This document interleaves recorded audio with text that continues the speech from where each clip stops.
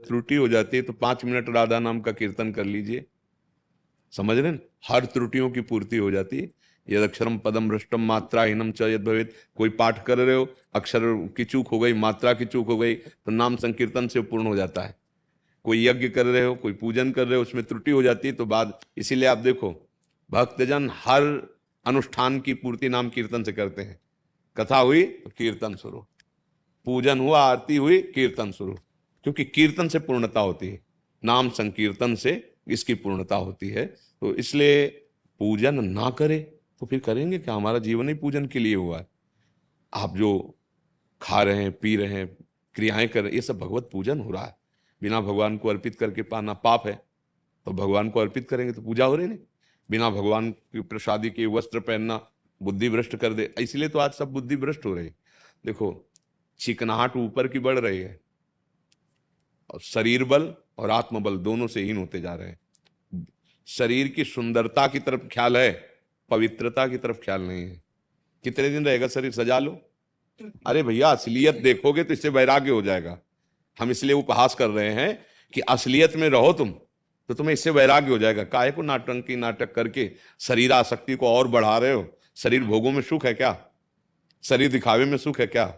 अरे ये नष्ट हो जाएगा 4 दिन की तुम्हारी जवान। अब आप जवानी दिखाई दे रही है क्या कि जवानी है?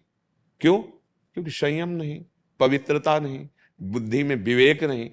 बहुत सावधानी। पूजन ही हमारा जीवन है, हमारा जीवन पूजन में ही होना चाहिए। हम हल जोते तो भगवान के लिए, हम नौकरी करें तो भगवान के लिए, रसोई बनाएं तो भगवान के लिए। हमारी हर चेष्टा, माता पिता गुरु ब्राह्मण जगत जीव चराचर किसी की भी सेवा मिल जाए, वो सब भगवान की सेवा है, भगवान का पूजन है। और किसी भी भय से निपटने के लिए, किसी भी भय से निपटने के लिए नाम संकीर्तनम यस्य सर्व पाप प्रणाशनम, सब गलतियों को क्षमा करने की सामर्थ्य नाम कीर्तन में। कोई संगीत हो तो बढ़िया, नहीं है तो ये संगीत अपने पास है, फ्री है, किसी के सहायक की जरूरत नहीं। राधा राधा राधा राधा राधा राधा राधा लगे 5 मिनट कर लो। विश्वास, संतों की बातों पर विश्वास करना चाहिए, बिल्कुल विश्वास कर लो। हर गलती, हाँ जानबूझ करके अपराध न करे तो काम करेगा राधा नाम, ऐसा नहीं है। चाहे कुभाव से भी अमृत पियो तो अपना काम करेगा, क्योंकि तुम उद्दंडता कर रहे हो। अब तुम्हें ऐसी जगह फंसाया जाएगा, जिस गली में तुम अपराध करने गए हो, जिस सुख के लिए, अब ऐसा फंसाया जाएगा कि जलोगे। और जब जलोगे तो राधा नाम लिया है ना, वो तुम्हें रास्ता दिखाएगा कि जलन से बचने का ये मार्ग है, अब दोबारा उस गली में मत जाना जिस गली में अपराध। भगवान नाम बचाता है, भगवान नाम रक्षा करता है, पर काहे को पिटने की तैयारी करो? जब जानते हो ये गलत है तो उस क्षेत्र में मत जाओ, मतलब अंदर से उधर सोचो मत गलत बात। नाम जप करो और माता पिता को भगवान मान लो। आज वृद्ध एक तरह से असमर्थ है, चारपाई पे पड़े हैं, तुम उनको थप्पड़ जड़ रहे हो, गालियां दे रहे हो, उनके साथ राक्षसी व्यवहार कर रहे हो। ये कहीं भी जाओ दान पुण्य करने, धिक्कार तुम्हारे इस शरीर को जो माता पिता ने पैदा किया और उन्हीं को दंड दे रहे हो। और उनकी जरूरत है तुम्हारी प्यार दुलार की, तो उनको तुम कठोर वचन कर रहे हो, क्योंकि अब सोच फेंकनी पड़ रही ना तेरे को। और तेरे गर्भ से लेकर जब तक तू चेतना को पूर्ण रूप से प्राप्त नहीं हो गया, तब तक उन्होंने सोच फेंकी सब। इसलिए हम बार बार इस प्रसंग को कहते हैं, हमारी समाज इतनी स्वार्थी होती चली जा रही, इतनी भ्रष्ट बुद्धि होती चली जा रही। सबसे पहले भगवान माता पिता हैं, दूसरे की पूजा की मत सोचो। मंदिर भले मत जाओ, लेकिन वो बूढ़े जो माता पिता हैं उनके कपड़े धो दो, उनको भोजन दे दो, उनके पैर छुओ और उनकी बात सुनो, उनको प्यार से। वो गाली दे रहे हैं, माना, क्योंकि इस समय स्वभाव बिगड़ चुका है उनका, वृद्ध अवस्था में, उनसे प्यार से बात करो, उनकी सेवा में त्रुटि मत। आज जो दुर्दशा समाज की देख रहे हैं ना, बहुत बहुत, ये नए बच्चे कुछ नहीं समझ रहे, धर्म न भगवान न वयोवृद्ध। बूढ़े को थप्पड़ों से बहू मार रहे, बूढ़ी सास है, थप्पड़ों से मार। एक बार वामदेव जी महाराज मंडली के सहित भ्रमण कर रहे थे संत, तो उन्होंने देखा कि एक नौजवान बूढ़े बाप को जूतों से मार रहा है। जो मार के अंदर गया तो बाहर बैठे रो रहा था, पर दुर्दशा बहुत है। गए वामदेव जी और कहा, कौन था जो मार रहा था? बोले बड़ा बेटा था।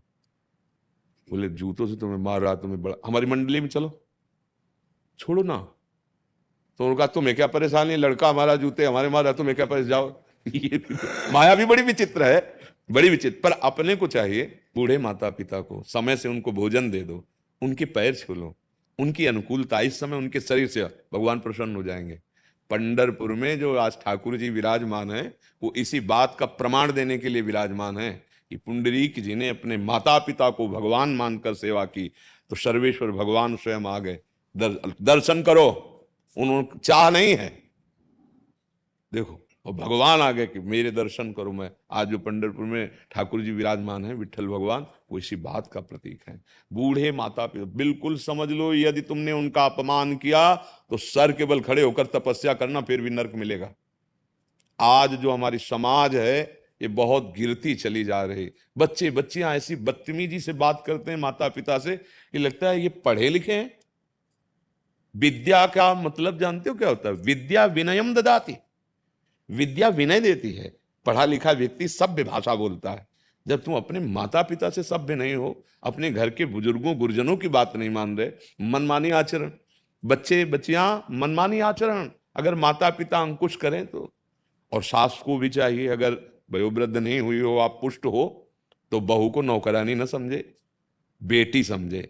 जैसे अपनी बेटी से कैसे प्यार, बहू से बहुत। हाँ, कई घरों में ऐसा भी होता है कि नई बहुओं के साथ हाँ कठोर व्यवहार, नहीं, ऐसा नहीं, बहुत सा। ये सबसे पहला पूजन ये है, तुम्हारा घर यदि शांति और सज्जनता से युक्त है तो मंदिर है, उसमें किसी न किसी महापुरुष का ऐसा पदार्पण होगा कि एक बार आकर के ही तुम्हारे सारे संस्कार बदल देंगे। भगवान के जो संत जन होते ना, जो ऐसे सदाचारी जन होते, उनके घरों में आके बैठ के जब भिक्षा पाई, तब अशुभ को भस्म कर दिया। चरण रज पड़ी उस घर में, वो तीर्थ हो गया घर। और अब तो हमें सबसे पहले आचरण सुधारने हैं।